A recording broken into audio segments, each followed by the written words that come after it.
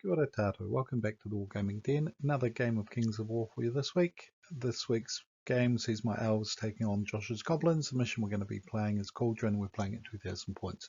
Wee bit different from our usual game though.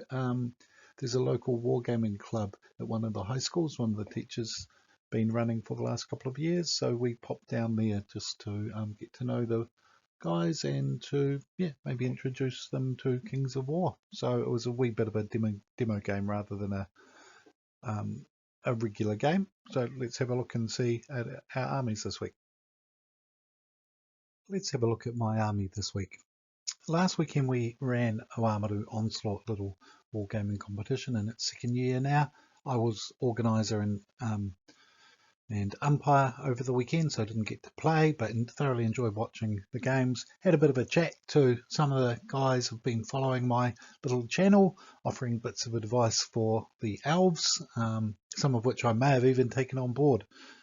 As I was saying to them, I might lose all my followers if the elves start winning. Most people want to see the elves lose whenever possible.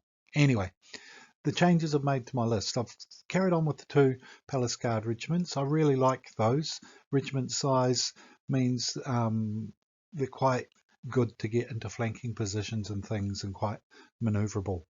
The Quicksilver Lancers regiment, which have got nimble, pretty heavy hitting for elves, and the Silver Breeze remain, and I've given them the Brew of Strength so that they're a bit more oomph when they are in hand-to-hand combat. The big change has been adding the Drakon Horde with Sir Jesse's Boots of Striding. They've replaced the Sea Guard, which I've struggled to make work in a few games. I thought the extra mobility of the Drakons and their 18 dice might make a bit of a difference, and so it adds even more flyers to the list. The Elven King on his horse, and he's given the Axe of Giant Slayer. His mission, as always, is to try and take care of the war machines. I've got 2 wizards. One's got Lightning Bolt with Veil of Shadows and the Inspiring Talisman. The other one's just got a Lightning Bolt. And finally, I've got the Killar's Hunters formation, the Drakon Lord and the 2 Drakon regiments. And the more I use this formation, the more I really am growing to enjoy the impact that being nimble has for them. So there we go. That's my list this week. 2,000 points, 11 units, and 19 unit strength. Josh's list may be looking familiar to you now. It hasn't changed much at all. In fact, this is what he ran last weekend at Onslaught, and he did well with it. He ended up coming third. He had a few wins and a couple of losses, but they performed really well overall. He hasn't changed anything that I'm aware of. So he's got his Goblin Rebel Horde, 2 Sharp Stick regiments, the 2 Troll Hordes, the Magwan regiment that usually causes quite a bit of carnage. He's got a Mincer Mob troop and a Mincer Mob regiment. He's got 2 more pup launchers and the Sharp Stick Thrower Stool and the Wing It with Bombs Away. He's got the Troll Bruiser, Groany Snark, and the Goblin King. And he's also got a Wizard with Lightning Bolt and the Host of Shadow Beasts that boosts Groany. So not much in the way of inspiring still. I really do need to watch out for the war machines as per usual. And I also try and avoid those mincers as much as I can too. So let's see how the armies go tonight in the battle where we're playing Cauldron.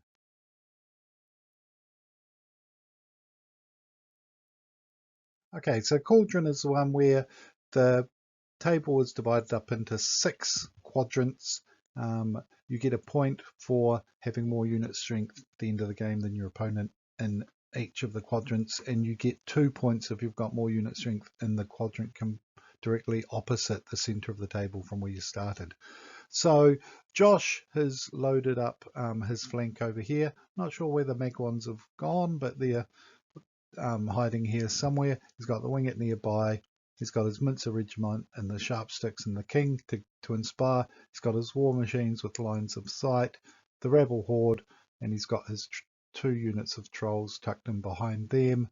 He's got some Sharp Sticks just in the wood here, and they've got the other Mincer Mob behind them. And he's got the world's most dangerous character, Groany Snark, and the Wizard with Host of Shadow Beast to put pressure on that flank. Really got to watch out for Groany, always do. Now I've got my dragons are just out of sight. Then I've got the the silver breeze with the king nearby. King should have been on the other side so I could inspire the dragons. Bit of a mistake there. Then I've got my two wizards. This one has got the inspiring talisman, got the palace guard, and the dragons tucked in behind, so they're height 4, so they can see over the top and charge out if they need to. I've got the quicksilver lancers on the flank there, and just tucked out of sight here. I've got the Dragon Lord and the other Dragon regiment, so I've got lots of mobility on the flanks. I think I've got a reasonably solid centre, and I've got the 2 units of cavalry to be able to maneuver and use their nimble. So yeah, wouldn't say I'm overly confident, but I hope that the army is going to do better than it has on some occasions. So let's have a look at turn 1.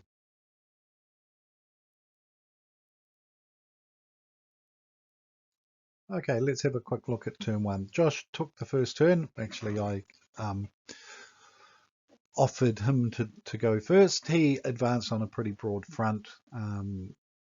The sharp 6 came out through the woods with the mincer troop in behind them and the trolls, and also the rabble advanced into the bag going there.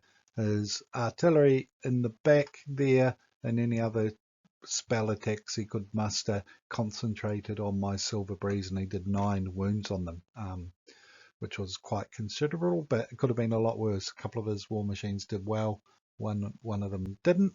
And he was using the Wing Its Eye in the Sky ability to help that out. He advanced over the wall here. He's got his mincers in behind, and he zoomed round out of line of sight there, sorry, with the Magwans to try and get into a flanking position. So I didn't advance too much. I just held my centre. Quicksilver, my Silver Breeze fired a wee bit, and my wizards also fired, and I got lucky, and I think I got 2 wounds on one of the war machines and took it out. Unfortunately, Josh didn't have any inspiring for a reroll, so a lucky roll by my wizards ended one of the war machines, and I breathed a sigh of relief with that. My wizard also cast Veil of Shadows down here to protect these guys. Over here, Grony and the wizard advanced, and just out of sight here in my turn I advanced the Dracons, and I actually put the Dracon Lord in front of them, and definitely in range of Josh's characters to try and tempt him to charge with Grony. My plan being to sacrifice the Dracon Lord and then hopefully have the Dracon Riders swoop in and kill Grony on turn 2. But let's see whether or not that little plan bore any fruit or not.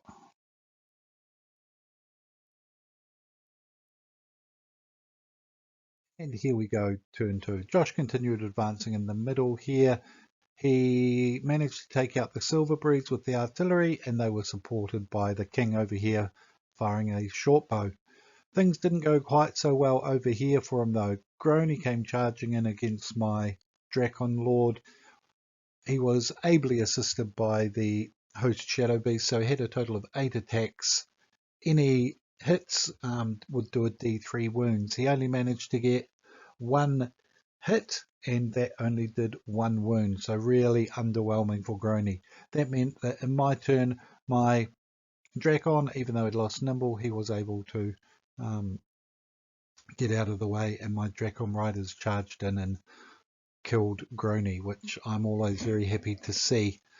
Other things over here, my king took out one of the war machines, and my 2 wizards lightning bolted and wavered the other one. So I've managed to neutralize the war machines nice and early. They're a real pain for my army to face. So I've managed to lose the Silver Breeze. Over here on the hill, my Dracons managed to get themselves charged by the Magwans, but luckily only 4 wounds were caused, and I managed to kill the Magwans when it came to my turn. So yeah, an interesting turn 2. Things are still in the balance.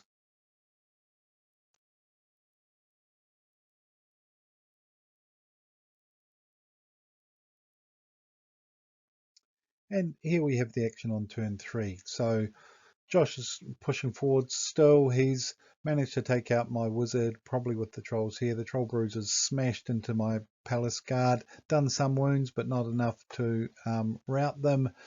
He was really unlucky that his rabble only did 4 wounds against my wizard and wavered him. If he was killed, I was less than an inch away, so he would have been able to carry on into the palace guard, which was his intention. So again, the dice let Josh down a wee bit. As you can see up here, though, he's got a helper, and Daniel's rolling was a bit better than Josh's was overall. So yeah, so that looks like it's about the end of Josh's turn. And here we have my Dracons being charged on turn 3 by the Rebel, or the Sharpsticks, I think they may be. And unfortunately, things didn't go well for the Dracons. The Sharpsticks managed to do something like 5 wounds on the Dracons. They rolled really well and dispatched them. So then they turned to face, having seen off the threat of my Dracon regiment. Very well done to the Sharpsticks. Let's take a quick look at my response. Because he hadn't killed my wizard, the goblins were open to a flank attack here by the palace guard that did about 10 wounds maybe. The Dracons charged and killed the bruiser, and how they managed that was these palace guard here withdrew their inch.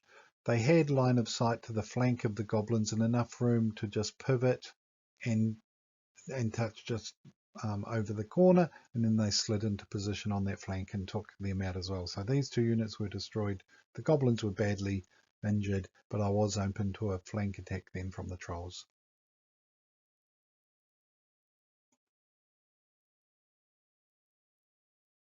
And here we go, turn 4. So the trolls charge into the flank there, also charged from the front with the goblins, killed the palace guard. In here, the trolls and the mincer charged into my palace guard but didn't manage to kill them, which was a very poor result for the goblins. The game became a bit of a rout at this point. I managed to get flank charges onto the trolls here, rear charge onto the mincer mob and destroyed that with my Dracon Lord. These guys somehow had survived the previous rounds fighting it. I had my Quicksilver Lancers out over here. My general was taking care of the mincer. So by the end of about turn 5, there was only the mincer mob and a unit of goblins on the hill left. So we called it there with a pretty comprehensive victory to the elves, which was well overdue, some people would say. But it was a good fun game. We had a couple of the high school kids join us and roll some dice and show some interest in the game. So we are hoping to pop back down with an army. One of them wants to try out dwarves, so hoping in the next fortnight we might be able to pop back and teach them to play the game in a bit more detail. But there we have it.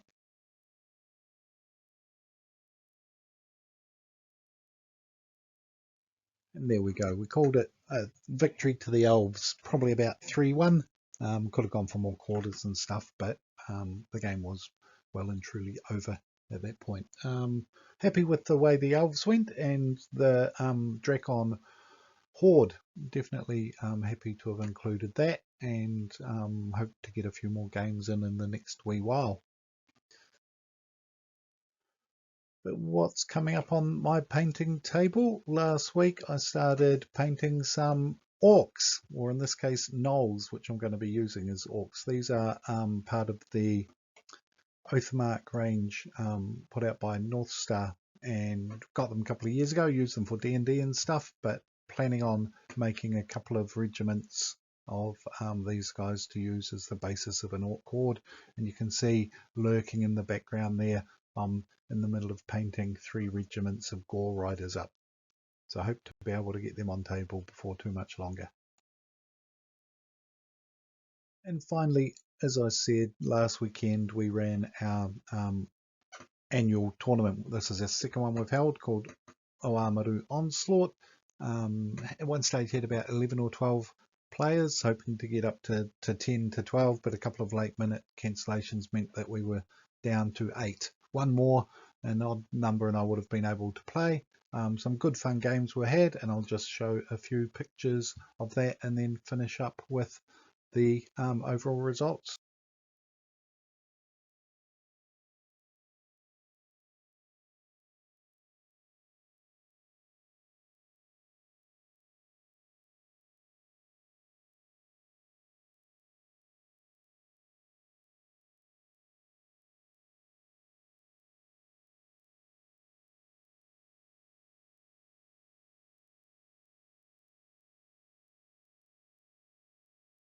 And so there we have it. Gordon, my usual opponent, he won with 5 wins. Very close and hard fought match against Mark's Free Dwarves in the final round to decide first and second. They had a really good, close but very sporting game. Really enjoyed watching that.